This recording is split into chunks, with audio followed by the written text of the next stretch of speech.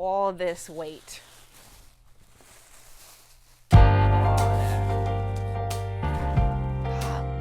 Jeez! Oh my gosh! Wow. It's so...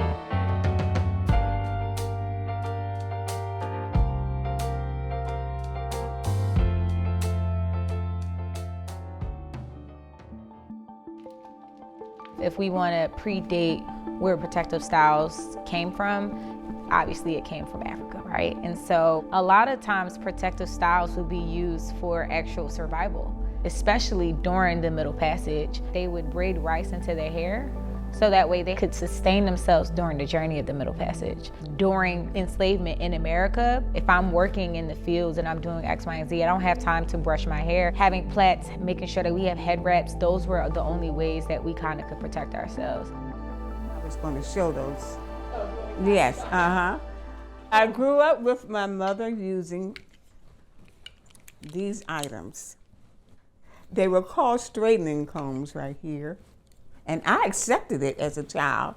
I just thought it was something I had to go through to make my hair look better by pressing it. I didn't take care of my own hair. My mother always sent me to the beauty parlor.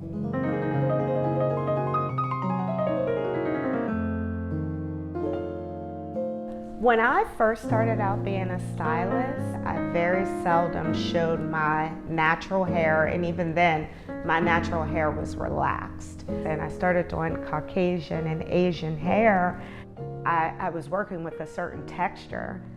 So at the end of the day, to go back to doing my own texture, or it's just, I bounce back and forth between the two different worlds. And you start to love what you know. And I never thought for once to wear my own hair without any type of extensions in it. And most of my clients were the same way. Let's just talk about protection, right?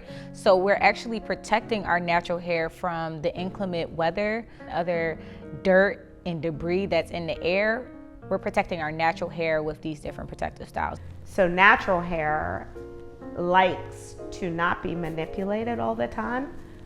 So by wearing braids or a wig or extensions, it gives the hair a break. We have clients that are mothers who are working 60, 70-hour work weeks, but have to come home and take care of their kids, and they have to style and maintain their hair, and they never have time for themselves, so it's a time alleviator for them. If they can walk in and they can say, hey, there's one less thing I have to do today, that's the world of a difference, because maybe you get an extra 30 minutes of sleep.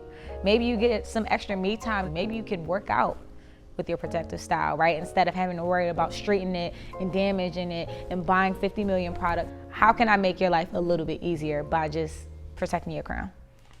Got that rat tail comb, the good old trusted rat tail comb. Can't go wrong with that. And then we got a whole lot of clips. So, all right here.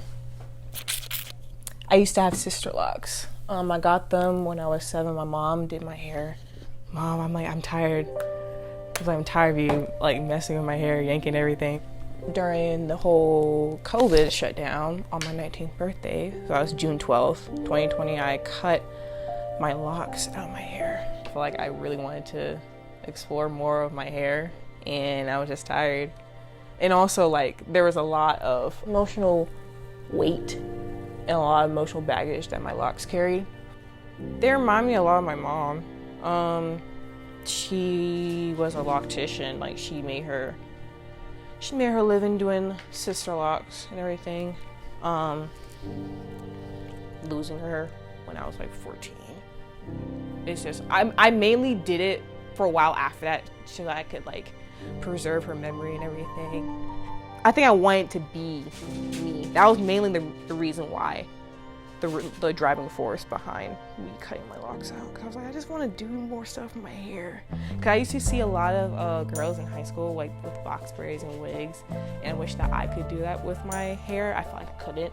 After I cut my hair, I didn't like my hair. Once I learned about different styles like twist or getting more into protective styles like box braids or even wigs. I remember I did a wig once. It was really good. I began to become more comfortable with the fact that, I have type 4 hair. It doesn't make it any less than as long. I actually had to teach myself, like, as long as your hair is growing on your head and it's healthy, you got good hair. We moved to Washington, D.C. in the 70s, I think it was. Yeah, 70s. Most of the people there had started wearing afros. The Black Power movement came out back there and everything. And because I was a teacher, I was always around people who wore their hair professionally. But when I came back home to the South, is when it seemed like, the professional wasn't the natural hair. Doing natural hair for the first time, it takes a lot of money to experiment and figure out what works best for your hair. And even now, like, I have to be honest with myself of like, I like being able to like flick my hair over my shoulder like I see all the white girls do and put it up in a ponytail like all the white girls do. I think it becomes a problem if I like that so much that I start to dislike what is naturally in my head because of it. Putting in protective styles has been sort of like a crutch when I do feel this sense of like, I don't love myself because I don't love my hair. Ow, Mom, you're hurting me. Look, I'm sorry. I don't know what you did with your hair, but I could barely get my fingers through it. Hair Days is basically a film about what it means growing up to go from not really loving your hair to then accepting it when you're older and realizing that the beauty was there all along. So the inspiration was really just drawn from like my own experience of growing up. A lot of the people that they had given me to work with on set, they didn't come from that world. What I hope for the industry to become equipped with is just making this a norm, that it's not something that continues to go in and out of style, because being yourself and wearing your hair the way that it grows out of your head is not a phase. I started to really grow into who I was naturally fully in college. My senior year, I had just pledged Delta Sigma Theta Sorority Incorporated. I dyed my hair this beautiful auburn color. And when I tell you it lasted for all of 3 weeks, after those 3 weeks, my hair died. So I went to the barbershop and he literally buzzes the back of my hair. That day, it was a February of 2017, I walked out of that chair feeling the most confident that I've ever felt. I finally had autonomy over my hair.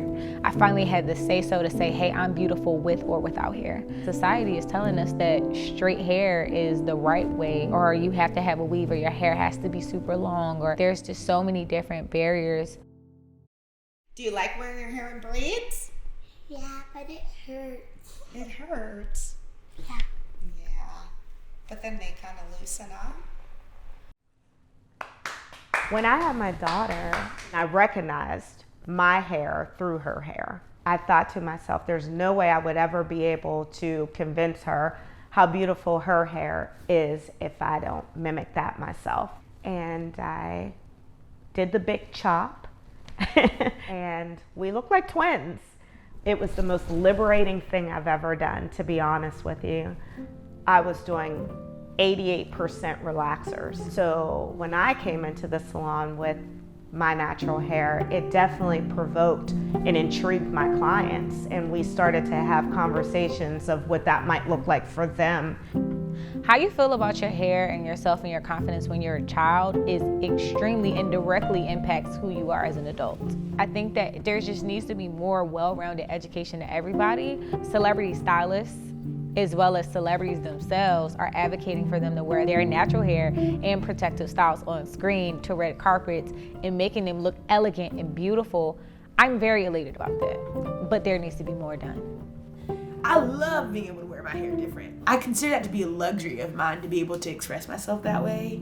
Even though it comes with hard parts, it is not my hair that makes it difficult for me. It's other people's perception of my hair. If I went bald tomorrow, regardless of how I felt in the moment, because of old hurts, I think I'm at a place where I would be able to still look at myself in the mirror and know that I'm beautiful, because that's how God made me, you know? Pretty sure I popped out the womb with no hair, so if anything, I'm just going back to my roots. Yeah.